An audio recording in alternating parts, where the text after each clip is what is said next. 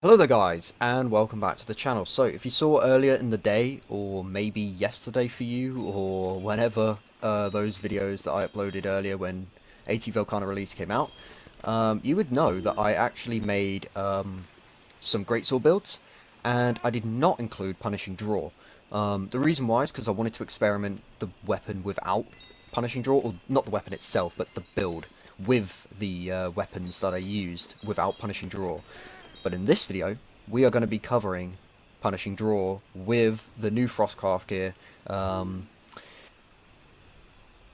going to tell you now, obviously since then, I've been to sleep. I guess that isn't very obvious, but I slept on it basically, and I thought about what I could do with these builds, and I really wanted to jump back into this. So here we are, we're back. As you can see, I did kill a few more Velkhanas, and I did a bit more testing with the old builds as well to see if I could refine them, make them a bit better. So this is it basically. This is one of the refined builds. Now this is a hit and run build. I did hopefully put that in the title, I should do. But it is a hit and run build, which means you'll only be doing either this, hitting that and then rolling away, getting out of there, or this. Okay, not exactly like that, but, you know, just doing the initial hit and then rolling away. People prefer to do the hit and run builds either way. I personally prefer doing this and then rolling away and recharging my Frostcraft, but either one works. It doesn't really matter. They both achieve the same thing. So, getting into the build. Remember, as I just mentioned, this is a hit and run build, so don't expect a lot of things that would normally be on this build. Here we go. Jumping right into it. Augmentations, they are the same every single time for Fatalis weapons. Technically, you could go attack and then remove some of the attack in this build and put in crit. But either way, it works either way, right? The actual better part about doing this version is that you get the defense augment, which actually gives you an alternate separate proc of Divine Blessing, which is super nice, so we'll take that. But yeah, that's the augmentations. Getting into the build, you can see here we have attack boost 7. The reason why we have this is because we can slot it in now. In my old builds, like the ones I uploaded earlier today, I couldn't do that. And that's because I needed to dump crit all over the place. But that's not entirely necessary anymore, because we only need crit draw, and a little bit of crit to get out of negative affinity, right? So we have Agitator 5, that's just through the charm. Obviously with this build we can't get Agitator 7, so we're just done with Agitator there, no need to worry about that. Health boost, we're not using Fatalis 4-piece, so we don't get health boost for free. So we have health boost free paired with the crit boost jewels, because we need crit boost in here somewhere, and I figured, well, got to get health boost in here too, so just pair them together. And that's basically how that happened. Then we got focus free. Well, actually, I guess I should cover crit eye as well. We have crit eye on the gloves. We are using the Frostfang gloves because they were better perk wise and slot wise across all the gear. I wasn't losing much doing this. Losing recover up is kind of detrimental for peak performance, but it isn't as detrimental as losing all of my crit draw, or all of my focus, or all of my peak performance.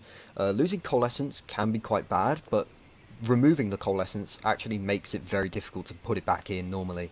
So I just decided to keep the helmet. And then I have an expert jewel up here, so we go to exactly 0% with the attack boost, by the way.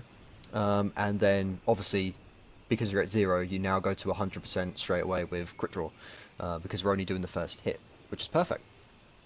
So yeah, crit draw, there it is, after focus. That's in the chest piece. You get that for free. I did ignore ice attack up there because we're not using an ice weapon, so it doesn't even matter, it doesn't do anything. We've got quick sheath, all of that gets cleaned up by the gear itself. I believe that is this, and the boots. Yep, there we go. Coalescence, as mentioned above. Then I put blight resistance in here, because I can now. I put blight resistance / attack, so I could clean up the attack that I needed. And blight resistance means we proc coalescence pretty much all the time. Like, anytime we get blighted, boom. And we don't have to wait ages for that to happen either, which is super nice.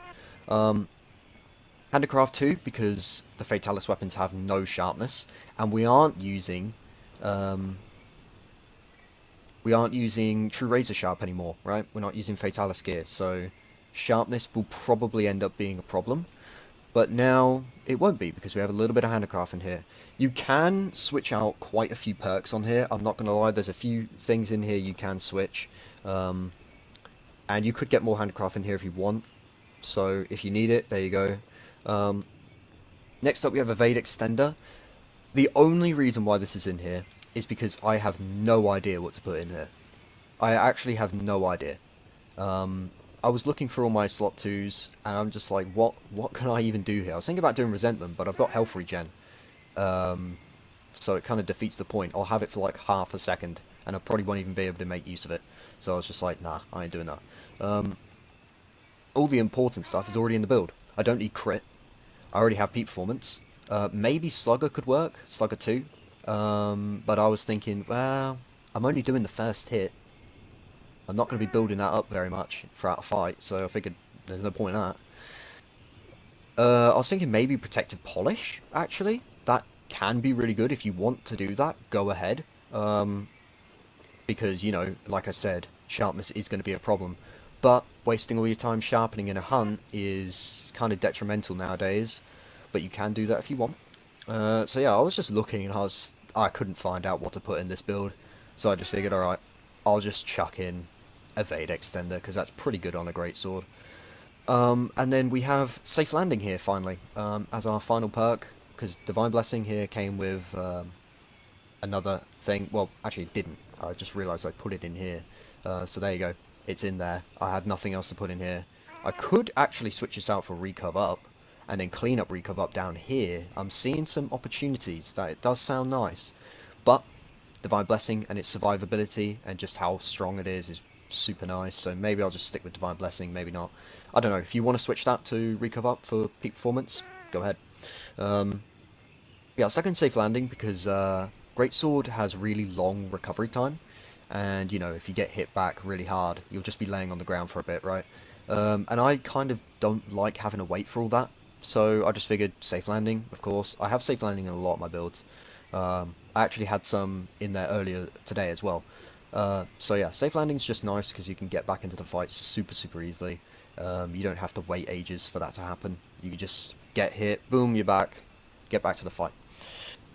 And then in my mantle, like I just mentioned, I cleaned up Protection. I didn't know what else to pair with Protection in the 4 slots. Maybe I could actually switch up my mantle now, since I don't really need the 4 slots anymore, and use something else. But yeah, I decided to put Flinch Free because I actually don't have Flinch Free up here. You could probably switch out Safe Landing for Flinch Free too, because Flinch Free on a Greatsword is pretty valuable. But I have my Glider Mantle up quite a lot, so I figured I'd just put it in there. And that's the build. So, damage. We'll do both versions of how this build works first. So this is the charging one. There you go, almost 1,000 damage in just that. I should mention, by the way, the reason why I actually put focus in here, so the reason why I went with this, is because that's what I do, okay? That's how I play this build, and because I'm charging, I want to be charging as fast as possible, right? If you don't charge, you might have to change that. So you're probably going to have to figure that one out yourself. Maybe I'll do a separate video for non-charging builds, but because I charge, that's just how it's going to be for me. But if you don't charge, this is the damage you'll be doing. 436. Compared to the old Frostcraft builds, that's really good. You can see the DPS is insane with this version of the build. That's why this version's really good. I just prefer the focusing version because you get more than double damage for pretty much the same time. With focus free, that is. That's why I have focus free in here. So, yeah, you can see the damage is very nice. You can kill monsters extremely quickly with this. Same with this version too. Just doing this. Almost 1,000 damage in a hit. I only have to do 4 hits to match what I just did, doing all those tiny hits.